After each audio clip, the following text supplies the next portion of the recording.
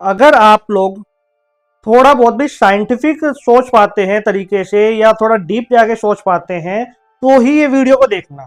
जो अंधविश्वासी हैं या जो अंधभक्त हैं उनके लिए ये वीडियो बिल्कुल नहीं है। तो प्लीज अंधभक्त और अंधविश्वासी लोग अभी इस वीडियो को स्किप कर दें और आप जा सकते हैं इस वीडियो को छोड़ के। लेकिन यदि आप साइंटिफिक सोच पाते हैं और डीपली जाके सोच पाते हैं तो ये वीडियो आपके लिए, यकीन मानिए इस वीडियो के एंड में कुछ ऐसी चीज बताऊंगा आप सोचने पे मजबूर हो जाएंगे कि ऐसा वास्तव में हुआ था या केवल एक इत्तेफाक है। क्या वाकई में भगवान विष्णु के अवतार हुए थे या भगवान विष्णु अवतार लेते हैं?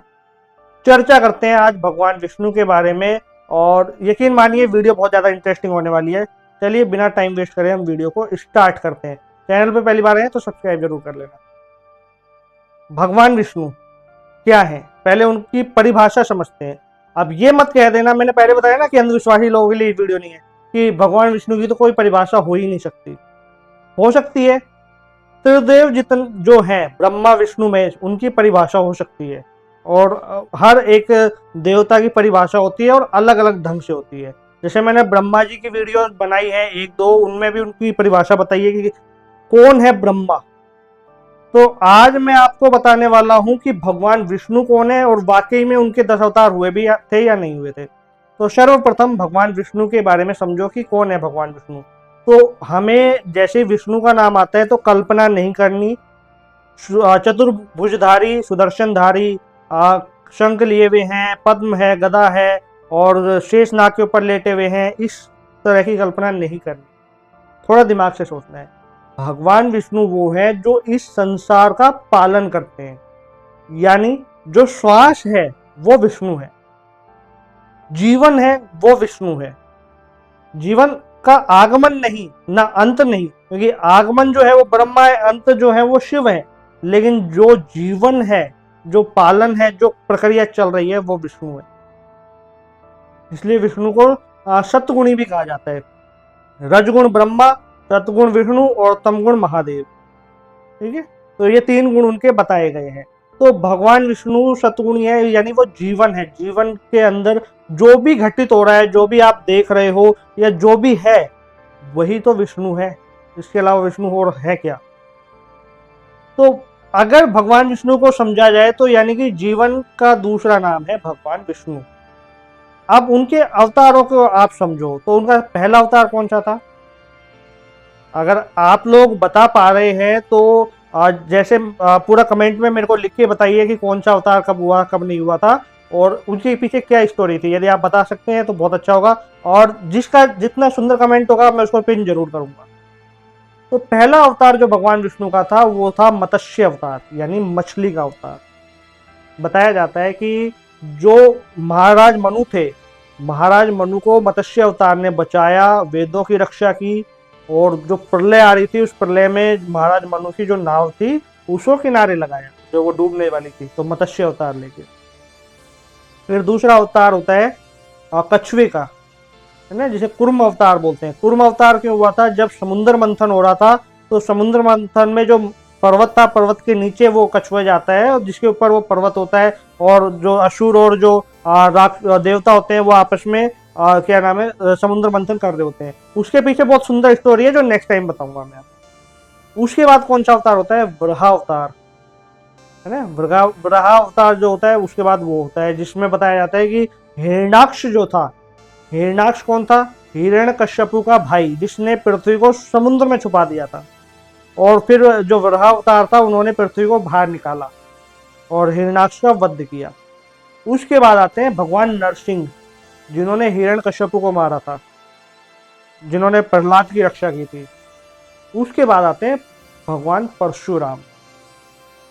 परशुराम जिन्होंने 21 बार जो पूरा जो पृथ्वी थी वो क्षत्रियों से विहीन कर दी थी, यानी क्षत्रियों का सर्वनाश कर दिया था। उसके बाद आते हैं भगवान राम, मर्यादा पुरुषोत्तम राम। फिर आ जाते हैं कृष्णा, फिर आते हैं बुद्ध। कृष्णा, राम, इन और भगवान परशुराम और भगवान नरसिंह, इनकी स्टोरी तो मोस्टली लोग जानते हैं। बुद्ध में कंफ्यूज हो जाते हैं कौन से बुद्ध की बात हो रही है, सिद्धार्थ बुद्ध की या एक बुद्ध और थे जिनकी। तो अब आपको मैं क्या समझाने वाला हूँ, आपको पता है ये दुनिया की अंदर जब ये पृथ्वी जो थी, इस पृथ्वी के अंदर जीवन कैसे आया। इस पृथ्वी के अंदर जो जीवन आज हम देख रहे हैं वो इतना डेवलप्ड कैसे हो गया, कैसे ये चीजें बदलती चली गई, परिवर्तन कैसे हुआ। तो आइए हम भगवान विष्णु के 10 अवतारों को इस पृथ्वी के परिवर्तन से कंपेयर करते हैं। सर्वप्रथम अवतार कौन सा था, मैंने स्टार्टिंग में बताया, मत्स्य अवतार यानी मछली का अवतार। तो मत्स्य अवतार ये कहता है कि इस पृथ्वी के ऊपर, देखिए अब महाराज मनु या वेदों की रक्षा की कहानी तो आप अलग कर दो, वो बिल्कुल एक अलग मैटर हो जाता है, क्योंकि महाराज मनु से पहले भी जीवन था, ये फैक्ट है। डिटेल में समझाऊंगा, यदि आपको जानना है तो कमेंट कर देना, नेक्स्ट टाइम वीडियो जरूर लेके आऊंगा।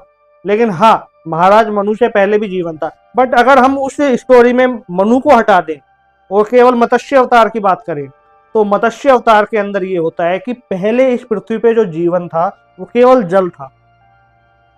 पूरी पृथ्वी पे केवल और केवल पानी ही पानी था, और जलीय जीव थे, यानी मछली ही ज्यादा थी उस समय में, या और भी जो जल के अंदर रहने वाले जो प्राणी हैं वो थे, जलीय जीव थे। फिर परिवर्तन हुआ, चेंज हुआ समय के हिसाब से। जब समय चेंज हुआ तो फिर भगवान विष्णु का दूसरा अवतार कौन सा आता है, कूर्म अवतार, कछुए का अवतार, जो पानी में भी रह सकता है और जमीन पे भी आ सकता है।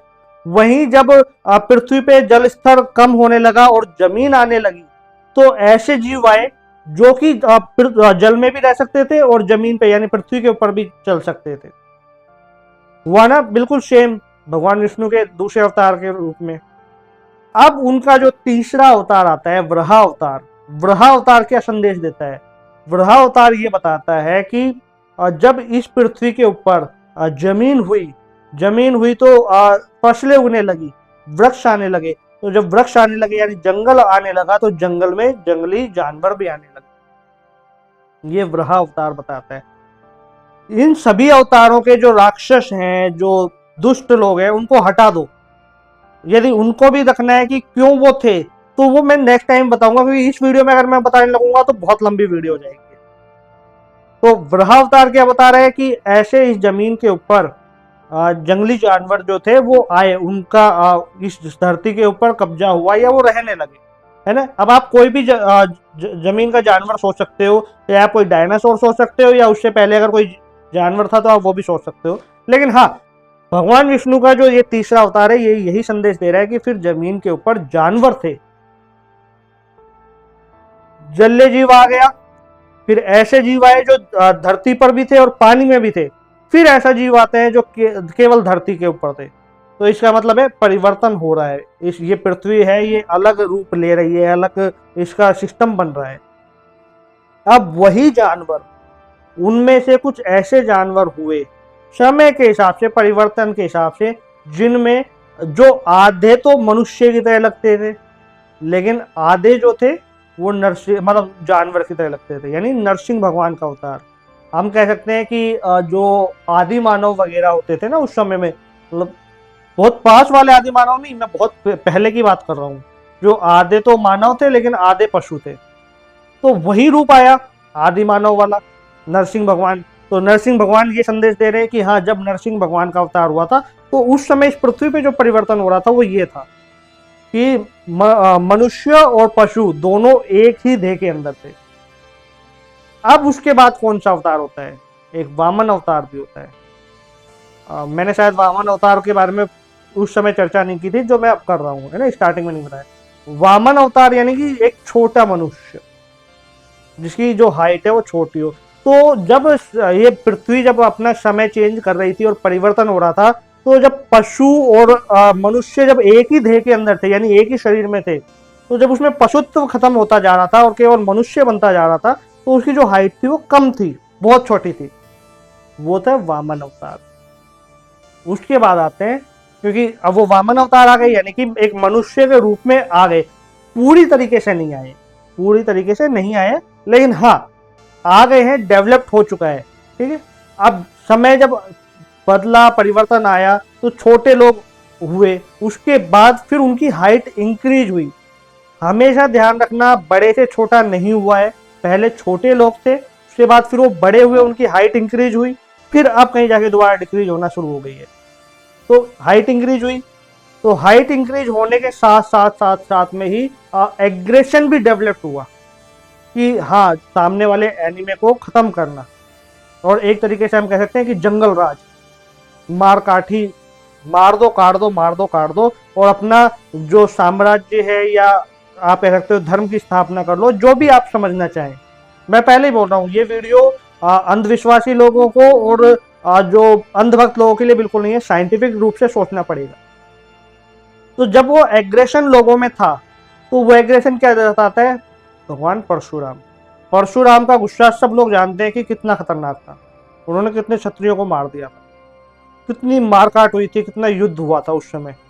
तो वही युद्ध, वही मारकाट ये बताती है कि मनुष्य देह तो धारण कर लिया था, लेकिन जो पशुत्व था, जो एग्रेशन था, वो कहीं ना कहीं अभी भी था, वो नहीं जा रहा था।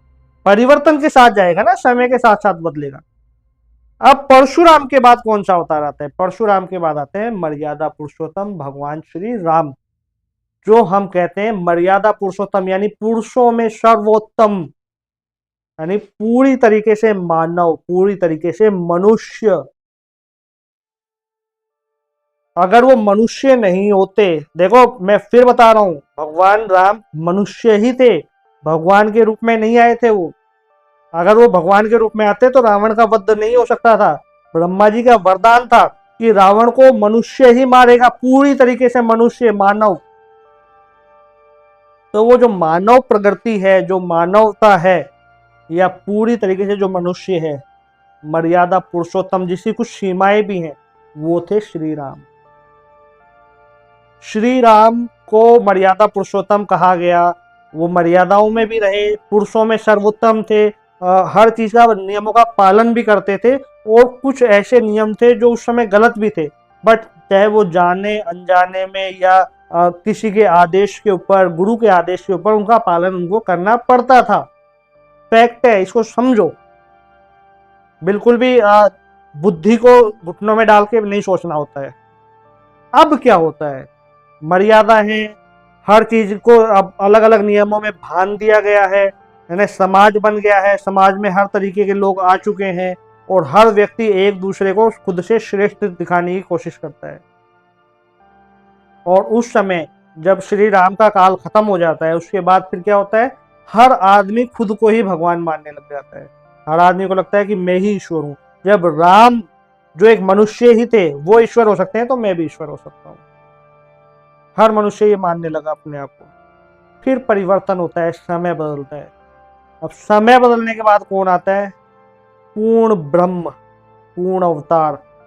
भगवान विष्णु के जितने भी अवतार हुए, उनमें केवल एक यही अवतार है जिन्हें आप पूर्ण ब्रह्म या पूर्ण अवतार कह सकते हैं, यानी कि स्वयं कृष्ण, भगवान श्री कृष्ण, वासुदेव कृष्ण, जो आते हैं इस धरती पे धर्म की स्थापना के लिए।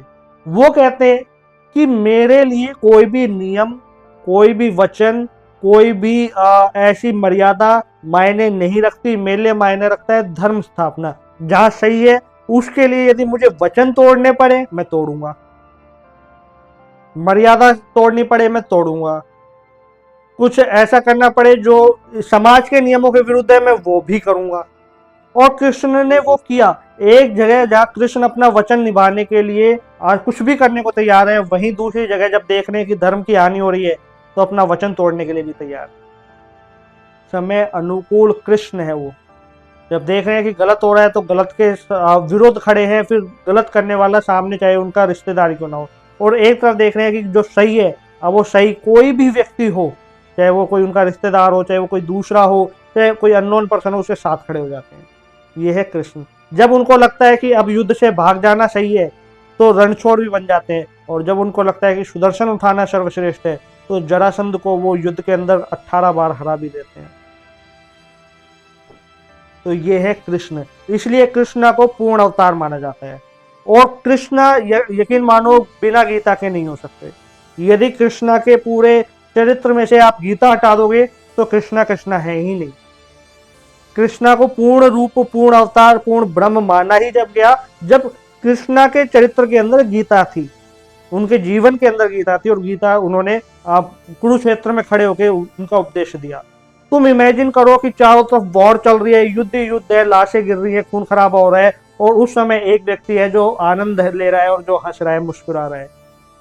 क्या ऐसी परिस्थिति में तुम हंस पाओगे? नहीं हंस सकते, क्योंकि वो केवल वही कर सकते हैं जो साक्षात पूर्ण ब्रह्म हो, यानी कृष्णा। चलिए अब बात करते हैं बुद्ध। तो जो सिद्धार्थ बुद्ध थे मैं उनकी बात नहीं कर रहा हूँ, जो भगवान विष्णु के अवतार थे बुद्ध, मैं उनकी बात करता हूँ, वो आए। लेकिन वो इतने ज्यादा प्रचलित क्यों नहीं हुए? वो उनका जो चरित्र है वो क्यों सिमट के रह गया, क्यों इतना विख्यात नहीं हुआ? उसके पीछे रीजन ये था कि वो जो बुद्ध आए थे उन्होंने वही रूल फॉलो किए जो उस समय चल रहे थे, इसलिए कुछ ही लोगों तक वो बुद्ध पहुंच पाए। जैसे आज के समय में आप देखोगे कि बुद्ध पे बुद्ध हो सकते हैं, बहुत लोग संत हो सकते हैं, अच्छे से अच्छे संत हो सकते हैं और हुए हैं, लेकिन भगवान नहीं हो सकते, पूर्ण ब्रह्म नहीं हो सकते। पहली बात, वो केवल कृष्ण हो सकते हैं। अब बात करते हैं कल की अवतार के बारे में कि कल के अवतार क्या होंगे। तो कल के अवतार भी पूरी तरीके से पूर्ण ब्रह्म नहीं है। कल के अवतार भी केवल एक वॉरियर के रूप में आने वाले हैं, और वो वॉरियर जो इस संसार से जो गलत लोग हैं, बुरे लोग हैं, पापी लोग हैं, उनका सर्वनाश करें। तो जब पूर्ण ब्रह्म की बात करें तो केवल कृष्ण ही है, उसके अलावा ना कल्कि होंगे, ना कोई दूसरा रूप हुआ था। इनफैक्ट भगवान राम का भी अवतार पूरी तरीके से भगवान आप नहीं कह सकते, वो मनुष्य अवतार। तो उसी हिसाब से जब पृथ्वी जब बदलती है, चेंज होती है, तो पहले जल के अंदर जीव होते हैं, फिर ऐसे जीव होते हैं जो जल और थल यानी कि जमीन पे और पानी में दोनों जगह रहें, फिर जमीन पे चलने वाले जीव आते हैं, फिर ऐसे जीव आते हैं जो एक ही देह के अंदर मनुष्य और जानवर दोनों हो। उसके बाद मनुष्य की हाइट छोटी हो जाती है और जो पशुत्व है, जो पशु वाला जो रंग रूप है, वो खत्म हो जाता है। फिर वो अपनी हाइट जब इंक्रीज करता है यानी बढ़ाता है, तो हाइट बढ़ाने के साथ साथ उसमें एग्रेशन आ जाता है, यानी पशुत्व जो है वो भी तो बढ़ता है ना, बट वो मेंटली बढ़ता है। तो वो सर्वनाश करना चाहता है, वो केवल युद्ध जानता है, लड़ाई झगड़ा जानता है। जब उसकी चेतना को समझ में आता है कि पशुत्व से जीवन नहीं चलेगा, पृथ्वी आगे नहीं चलेगी या परिवर्तन नहीं होगा, तो वो पशुत्व त्याग के अपनी चेतना को जगाकर एक पूरी तरीके से मानव रूप में आ जाता है, मनुष्य रूप में आ जाता है, यानी कि राम रूप में आ जाता है। फिर जब देखते हैं कि हाँ, मनुष्य होने के बाद आप कई मर्यादाओं में, कई सीमाओं में बंध जाते हो, और जब आप सीमाओं में बंध जाते हो तो अत्याचार भी होंगे और बहुत होंगे कई जगह पे, चाहे आपके जाने अनजाने में हो या आप मजबूरी में करें, लेकिन आप कर देते हैं। उसके बाद फिर आते हैं कि चलो अब मैं किसी मर्यादा को नहीं मानूंगा, किसी नियम को नहीं मानूंगा, मैं केवल धर्म स्थापना और सत्य को मानूंगा, जो होता है वास्तव में वासुदेव श्री कृष्ण है। उसके बाद जितने भी आए, संत पे संत हुए, बुद्ध पे बुद्ध हुए, उन सब ने उपदेश दिया भगवत गीता का कि भगवत गीता जो साक्षात कृष्ण ने बोली है उसको फॉलो करो।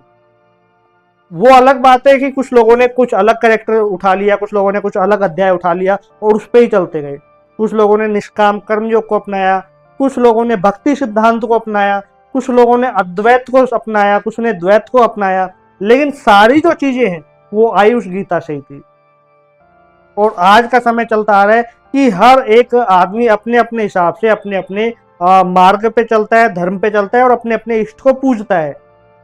बट एक समय जब ऐसा आएगा कि वो पूजा पाठ, भक्ति सिद्धांत और गीता जब समाप्त होने लगेगी, लोग उसको मानना बंद कर देंगे, अर्थात दोबारा उस पशुत्व में आने लगेंगे, है ना, तब कल की अवतार यानी कि ऐसा वॉरियर आएगा जो इस यूनिवर्स को खत्म कर देगा, इस पृथ्वी के अंदर जितना भी अत्याचार हो रहा है उसको नष्ट कर देगा।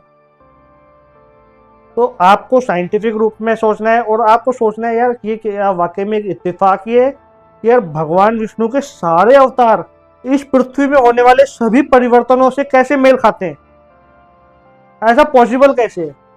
यदि आप लोग जानते हैं तो कमेंट में बताना, और वीडियो अगर पसंद आए तो शेयर जरूर कर देना। इस वीडियो में इतना ही।